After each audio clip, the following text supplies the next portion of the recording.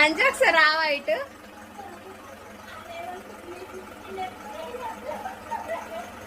మా అంజు బాబు ప్యాంట్ లో పెట్టేస్తే మా పిచ్చమ్మ నానబెట్టేస్తుంది.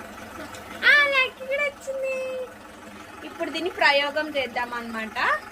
ఓకే, హలో ఆల్, నేనైతే లక్కీని పిక్ చేసుకుని అక్క వాళ్ళ ఇంటి దగ్గర కాసేపు టైం స్పెండ్ చేద్దామని అక్క వాళ్ళ ఇంటికి వచ్చాను. పాపం అప్పుడే మా అక్క బట్టలు పిండింది. అంజీ ప్యాంట్లోనో షర్ట్లోనో డబ్బులు ఉండే అనమాట, తడిపేసింది.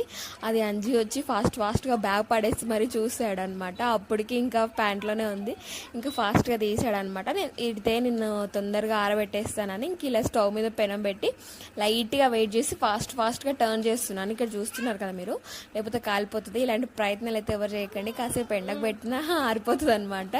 నేనే కావాలని వీడియో కోసం అని ఇలా చేశాను అనమాట. బట్ ఫాస్ట్గా టర్న్ చేసి ఏం అవ్వదు. ఇక్కడ కొంచెం కన్స్ట్రక్షన్ అవుతుంది, అందుకే పొద్దు నుంచి నాయిస్. కడక్ అయిపోయింది నీ లోటు. సే థ్యాంక్ యూ నన్ను చూసి.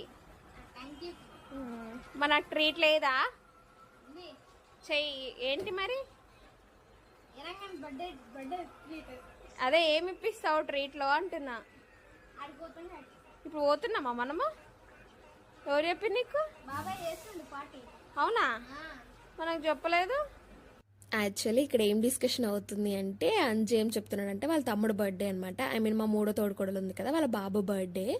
బట్ సెలబ్రేషన్ ఏం చేయలేదు, ఎందుకంటే జైకి తొందరగా చీదర్ చేస్తాడనమాట.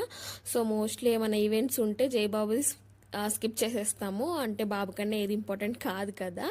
అండ్ అప్పుడే ఒక బండి వచ్చిందనమాట, పెద్ద వెహికల్ సౌండ్ వస్తే ఏంటని చూసాను.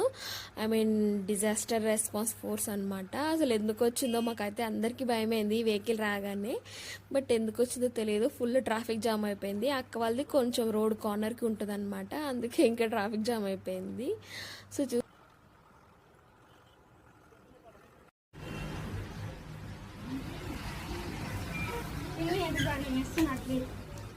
Thank you.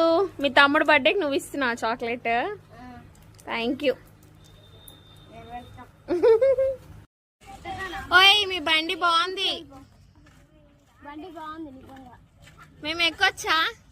కాసేపు అక్క వాళ్ళ ఇంటి బయట కూర్చున్నాం అనమాట. పిల్లలు ఎవరో తెలియదు, ఇలా స్కిప్పింగ్ రోప్ పట్టుకొని తిరుగుతూ ఉన్నారు. నాకు చైల్డ్హుడ్ మెమరీస్ అనేవి గుర్తొచ్చాయి అనమాట. లక్కీ కూడా కాసేపు ఆడుకుంది. అప్పుడు ఎన్ని పిచ్చి ఆటలు ఆడుకునే వాళ్ళం, మంచిగా టైంపాస్ అయ్యేది. అసలు ఈ మధ్య పిల్లలకి ఫోన్ కాకపోతే టీవీ అనమాట, అంతే మొత్తం ఎడిక్ట్ అయిపోయారు. లక్కీ కూడా అంతే, నన్ను అడగదు కానీ వాళ్ళ గ్రాండ్ పేరెంట్స్ని వాళ్ళ డాడీని అడుగు